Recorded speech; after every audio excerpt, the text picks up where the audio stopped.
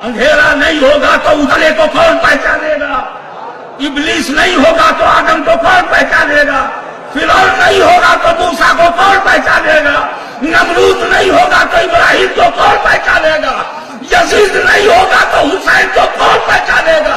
अरे ये वहाबियत नहीं होगी तो अहमद रजा को कौन पहचानेगा? अस्सलामु अलैकुम वरहमतुल्लाहि वबरकातुह।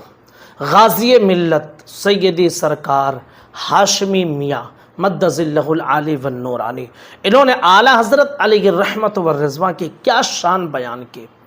उन्होंने जो बयान किया आपने सुना ध्यान से।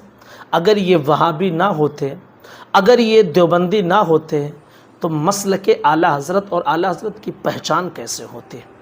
नमरूद ना होता तो इब्राहिम की पहचान कैसे होती? मूसा की पहचान कैसे होती अगर फ़िरौन ना होता?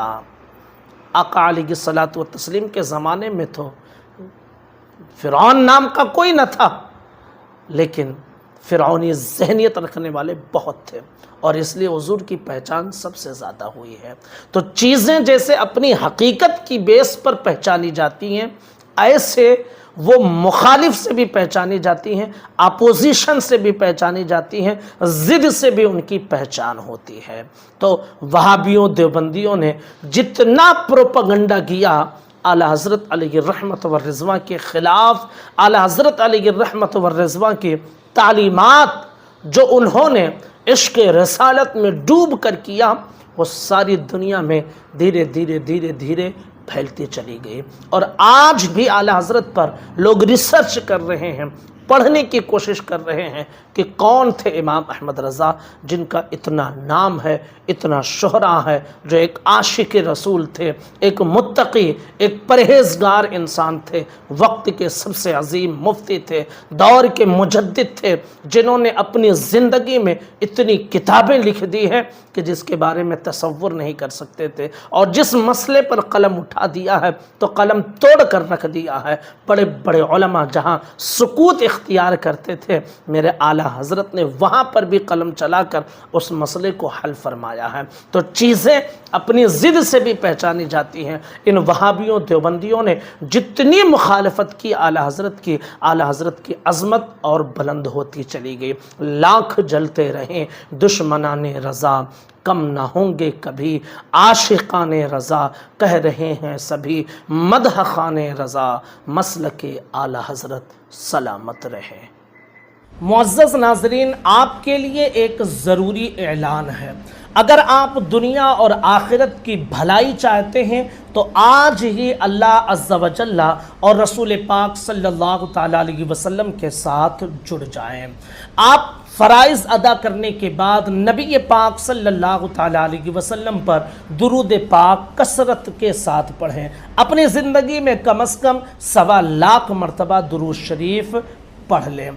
इसके लिए हमारे एक भाई ने एक एप्लीकेशन, इस्लामिक एप्लीकेशन काफ़िले दुरूद शरीफ ऐप लॉन्च किया है, जिसकी लिंक डिस्क्रिप्शन में मौजूद है और आप इसे प्ले स्टोर से भी डाउनलोड कर सकते हैं।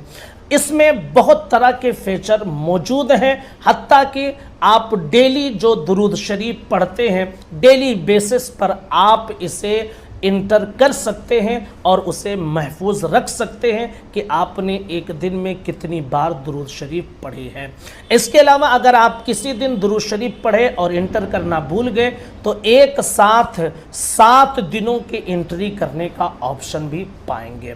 इसके अलावा अगर आपकी कोई नमाज क़ज़ा है या आप कोई और वजीफ़ा करते हैं तो आप उसकी भी ट्रैकिंग इस ऐप के ज़रिए कर सकते हैं। इसके अलावा अगर आपके घर में सिर्फ एक ही मोबाइल है तो एक ही मोबाइल फ़ोन में आप 4 से 5 अकाउंट बनाकर घर वाले जो दुरूद शरीफ पढ़ते हैं उनके पढ़े हुए दुरूद को आप इसमें इंटर कर सकते हैं, उनके पढ़े हुए वजीफ़े को आप ट्रैकिंग में ले सकते हैं। तो मुअज़्ज़ज़ नाज़रीन, आप इस एप्लीकेशन को डाउनलोड कर लें और दुरूद शरीफ कसरत के साथ पढ़ें।